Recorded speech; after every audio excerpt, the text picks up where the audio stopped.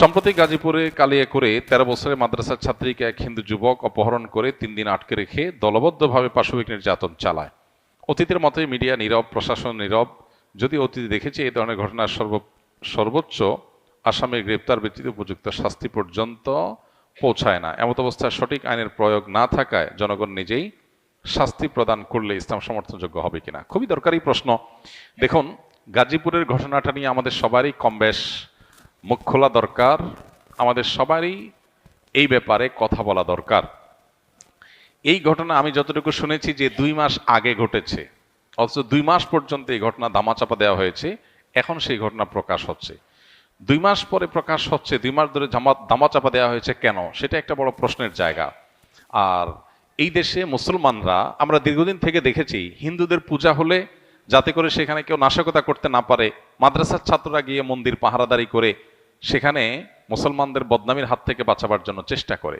সেখানে সংখ্যালঘু যারা সংখ্যায় কম, তারা যদি সংখ্যাগরিষ্ঠদের উপর এই ধরনের নির্যাতন চালায় বা তাদের ব্যাপারে এরকম দুঃসাহসিকতার পথ দেখায়, তাহলে সন্দেহাতীতভাবে এর ফলে সমাজ অস্থিতিশীলতার দিকে যাবে। আমাদের দেশে আইন বা আইনের শাসন এগুলো যেহেতু জাস্ট মুখরোচক গল্পের মতো, এগুলোর কোনো বাস্তবায়ন আমরা দেখতে পাই না। এজন্য মানুষের আস্থা তলানিতে। এরকম পরিস্থিতিতে মানুষের আস্থা ফিরে আনার জন্য দৃষ্টান্তমূলক শাস্তির কোনো বিকল্প নাই। অতএব এ ধরনের ইস্যুতে বিশেষ করে জড়িতদেরকে দৃষ্টান্তমূলক শাস্তির মুখোমুখি করার কাজটা যদি প্রশাসন করতে ব্যর্থ হয়, তাহলে মানুষ আইন নিজের হাতে তুলে নিলে তার দায়ও এই লোকগুলোর উপরেই পড়বে।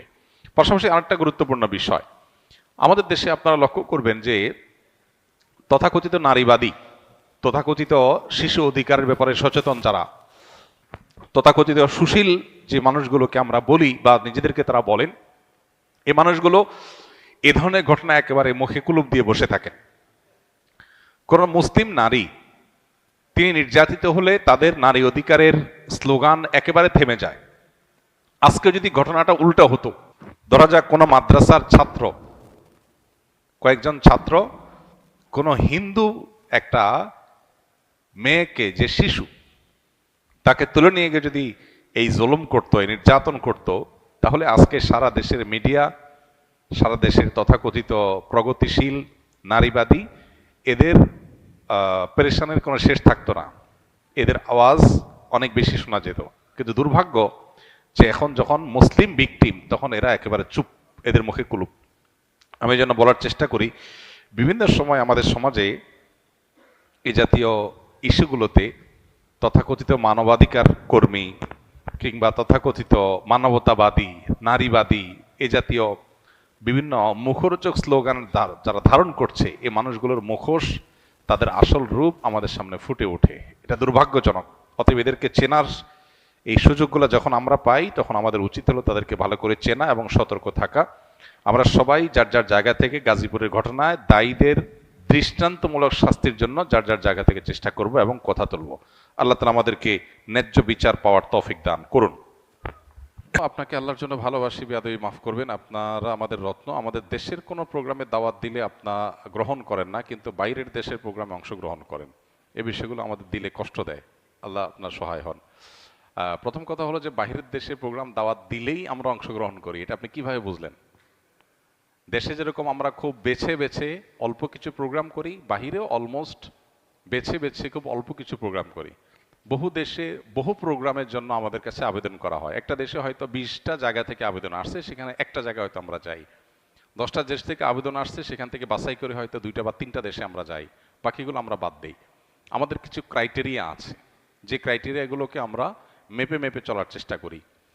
আর এর বাইরে আরেকটা ইস্যু আছে, সেটা হলো যে আমাদের দেশে গতানুগতিক মাহফিলের যে ফিল্ড, এই ফিল্ডে আমরা একসময় দাওয়াতি কাজ করেছি আলহামদুলিল্লাহ, কিন্তু পরবর্তীতে দেখা যায় যে এই ফিল্ডে আমরা যে কোয়ালিটির দাওয়াতি কাজ চাই, ওই কোয়ালিটির দাওয়াতি কাজ মেনটেন করা কঠিন হয়। সেজন্য আমরা ইনডোরে প্রোগ্রাম করার চিন্তায় আসছি।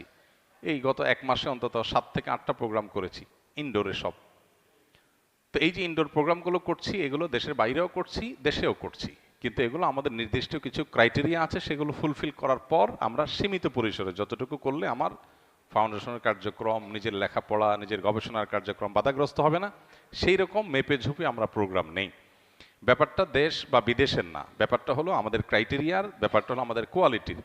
ক্রাইটেরিয়া যখন বনে যায় তখন দেশেও প্রোগ্রাম করছি, যেমন বিদেশি প্রোগ্রাম যদি 5টা করি, দেশের প্রোগ্রাম 10টা করি, এমন না যে দেশের প্রোগ্রাম করছি না একেবারে। হ্যাঁ, দেশের প্রোগ্রাম যে হারে আছে সে হারে প্রোগ্রাম করতে চাইলে তো দিনে 10টা করেও শেষ করা যাবে না। তো এই জন্য আমরা নির্দিষ্ট ক্রাইটেরিয়ার মধ্যে এটাকে বাছাই করার চেষ্টা করি। মাহফিলের ফিল্ডে কাজ করার জন্য বহু বক্তা আছেন দেশে, মাশাআল্লাহ, অনেক ওলামা একরাম আছেন, তারা কাজ করছেন, সেটা কাজ দরকারও আছে। কিন্তু আমাদের মাহফিলের বাইরে অনেকগুলো কাজ আছে যে কাজগুলোতে আমরা মনোযোগী না হলে অন্য কেউ মনোযোগী হয়তো হবে না। সেজন্য আমরা সেদিকে ফোকাস দিতে চাই, এখান থেকে কমায় আনতে চাই। দেশ থেকে ফিল্টার করে ক্রাইটেরিয়ার মধ্য দিয়ে বাছাই করার প্রক্রিয়াটা যত কঠিন, দেশের বাইরের প্রোগ্রামগুলোকে বাছাই করে আপনার আমাদের ক্রাইটেরিয়ার মধ্যে আনাটা সেই তুলনায় অনেক ইজি। কারণ আমাদের দেশে দেখা যায় এমন প্রোগ্রাম আছে যে প্রোগ্রামটা আসলে ওয়াজ মাহফিল উপরে, নামকে আসতে ওয়াজ মাহফিল, টার্গেট আসলে অন্য কিছু।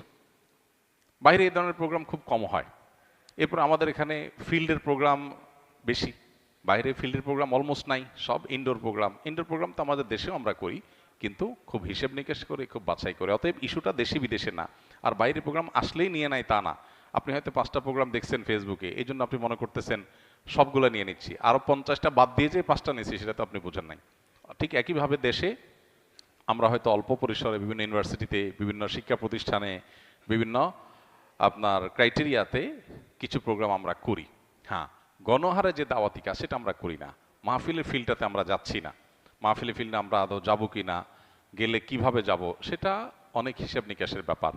কারণ আমাদের একটা মাহফিল করার জন্য দেখা যায় যে পরিমাণ সময় নিয়ে আমরা যাই, যাওয়ার পর দেখা গেল যে যে উদ্দেশ্যে করা হয়েছে ডিসিপ্লিন মেনটেন নাই, অনেক অসুবিধা তৈরি হয়। এসব কারণে আমরা এই ফিল্ড থেকে সরে আসছি। তো মূলত আমরা দাওয়াতি কাজের জন্য আসুন্নাহ ফাউন্ডেশন একটা অডিটোরিয়াম করেছি, প্রায় 800-900 লোক ধারণ করবে। সারা বছর সেখানে দাওয়াতি কাজ চলবে ইনশাল্লাহ। আমরা বাহিরের দেশে, দেশের বাইরে সফরগুলো দিন যত যাবে আমরা সেগুলোকে কমিয়ে আনার চেষ্টা করব।